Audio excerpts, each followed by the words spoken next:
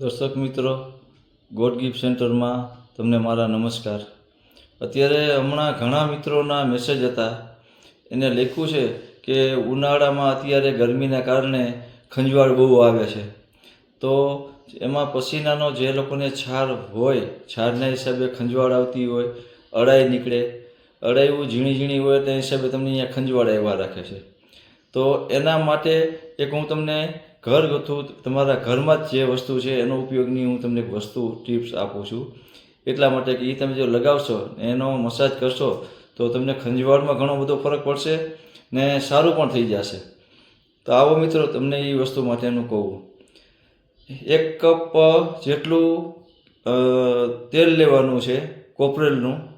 એમાં 2 ચમચી ગાયનું ઘી નાખી દેવાનું છે ને એ તેલની અંદર લીમડાના પાન, સૂકા પાન એકદમ વાટી એકદમ ને એમાં 3-4 ચમચી પાવડર એ નાખી દેવાનો છે ને ત્યાર પછી તુલસીના પત્તા, જે તુલસી પત્ર આપણે કહીએ છીએ, એ 15થી 20 પત્તા એને કટકા કરી ઝીણા ઝીણા એ તેલમાં નાખી દેવાના છે.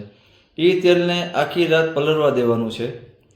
બીજે દિવસે એને ધીમા ધીમા ધીમા તાપે એકદમ ગરમ કરવાનું છે. એ તેલ ગરમ થઈ જાય ને અંદર જે પાંદડા, લીમડાના પાન, તુલસીના પાન એકદમ બળી જાય ત્યારે એને ગરમ કરવાનું છે. ત્યાર પછી એ તેલને તમારે ગળી લેવાનું છે, એક બોટલમાં ભરી લેવાનું છે. તમને જ્યાં જ્યાં ખંજવાળ આવતી હોય કે જ્યાં જ્યાં તમને અડાયું હોય ત્યાં ખોલા હાથે આને તમારે માલિશ કરવાનો છે. ખોલું ખુલ્લું જો માલિશ કરશો તો તમને અહીંયા ખંજવાળ નહીં આવે ને જ્યાં અડાયું હશે ત્યાં અડાયું ઓછી થઈ જશે.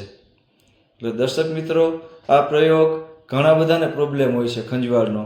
તો ખંજવાળમાં આ એક આયુર્વેદિક ઈલાજ છે. ફક્ત તમને આ મસાજ કરશો તો 5 જ મિનિટમાં તમને ખંજવાળ બંધ થઈ જશે. તો મિત્રો, આવો તમને બતાવું કે કયા પાન કેને કહેવાય. કે જો આ પાન છે એ તુલસીના પાન છે, એને તમારે લેવાના છે 8 થી 10.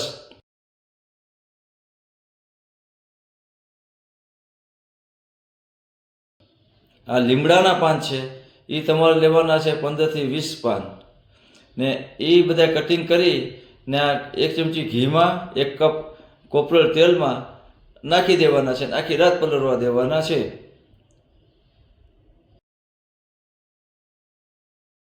એ તેલ ગરમ થઈને પછી જે તમે બોટલમાં ભરો છો એ બોટલ ભરાઈ જાય એની અંદર જે આપણે આ કપૂર છે, હું તમને કપૂર હમણાં બતાવીશ, એ કપૂરની 2-3 ગોટી ભૂકો કરીને એ તેલમાં મિક્સ કરી નાખજો. પછી તમે એ તેલનો માલિશ કરશો એટલે તમને ખંજવાળ ક્યાંય નહીં આવે ને જ્યાં અડાઈ ઓછી થશે. ફક્ત 5-7 મિનિટમાં તમને ખંજવાળ મટી જાય.